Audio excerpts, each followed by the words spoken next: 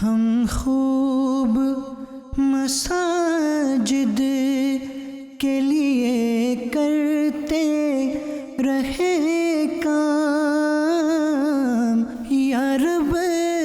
ہو عطا جذبہ رحمت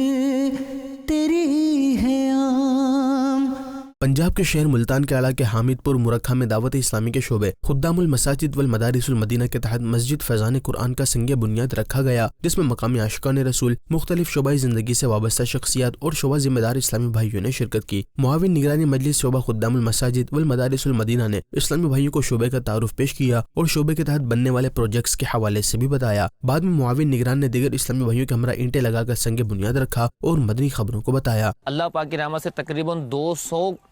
کے آس پاس فیضان قرآن مساجد کی تعمیرات کا آغاز ہو چکا ہے اور 50 سے زیادہ پر نمازیں بھی شروع ہو چکی ہیں، اور ہماری نیت ہے کہ انشاءاللہ الکریم ہمارا شعبہ خدام المساجد والمدارس المدینہ دنیا بھر میں اس رمضان سے پہلے 540 فیضان قرآن مساجد بنانے کا عزم رکھتا ہے۔ آخر میں معاون نگران مجلس نے مسجد کے لیے جگہ دینے والوں، اس کی تعمیرات میں تعاون کرنے والوں کی خیر خواہی اور مسجد کی جلد تعمیر و آباد کاری کے لیے دعا بھی کروائی۔